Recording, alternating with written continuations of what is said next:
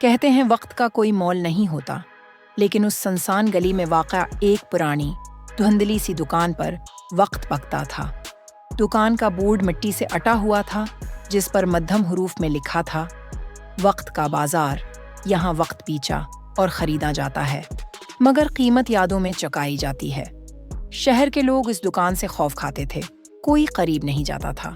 مگر ایک دن فہیم، ایک تھکا ہارا نوجوان جس کی آنکھوں میں خواب اور دل میں شکستگی تھی، وہاں آ نکلا۔ کیا یہ دکان واقعی کھلی ہے؟ اس نے بڑبڑاتے ہوئے دروازہ کھولا۔ اندر ایک بوڑھا دکاندار بیٹھا تھا، جس کی آنکھیں جیسے صدیوں کا راز لیے ہوئے تھیں۔ اس کے سامنے میز پر چھوٹے چھوٹے شیشے کے مرتبان رکھے تھے، جن میں دھند جیسی چیزیں تیر رہی تھیں۔ بوڑھا بولا، کیا تلاش ہے تمہیں، مسافر؟ فہیم نے آہ بھری، زندگی بہت پیچھے رہ گئی ہے، مجھے وقت چاہیے، بس کچھ وقت، تاکہ سب ٹھیک کر سکوں۔ بوڑھے نے ایک مرتبان اٹھایا۔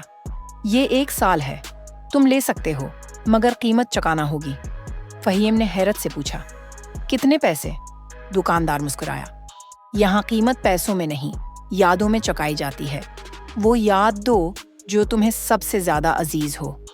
فہیم کچھ لمحوں کے لیے چپ ہو گیا، پھر اس نے وہ یاد چنی جب بچپن میں سرد راتوں میں اس کی ماں اسے اپنے دوپٹے میں لپیٹ کر لوری سناتی تھی۔ اس کی انگلیوں کی خوشبو، وہ تھپکیاں اور وہ آواز جو سیدھی دل کو گرم کرتی تھی۔ دکاندار نے وہ یاد ایک شیشے کے گلوب میں بند کی اور فہیم کو 1 سال دے دیا۔ فہیم کی زندگی بدل گئی، کاروبار چمک اٹھا، دولت، شہرت، گاڑیاں، سب کچھ مل گیا۔ لیکن ایک دن اس نے اپنے آپ کو آئینے میں دیکھا اور خالی پایا۔ چہرے پر مسکراہٹ تھی، مگر دل میں ویرانی۔ اس نے خود سے پوچھا، کیا میں واقعی خوش ہوں یا صرف کامیاب؟ پھر وہ بھاگتا ہوا واپس اسی دکان پر پہنچا۔ مجھے میری یاد واپس چاہیے، وہ لمحہ، وہ خوشبو، وہ محبت۔ بوڑھے نے خاموشی سے شیشے کا مرتبان دکھایا۔ وہ یاد اب مٹی بن چکی تھی، جیسے خزاں میں بکھرے ہوئے پتے۔ بیٹا، وقت لوٹایا جا سکتا ہے، مگر یادیں نہیں۔ جو ایک بار دے دی، وہ پلٹ کر نہیں آتی۔ فہیم کا دل ٹوٹ گیا۔ وہ سمجھ چکا تھا، کامیابی وقت سے نہیں، یادوں، رشتوں اور لمحوں کی قدردانی سے بنتی ہے۔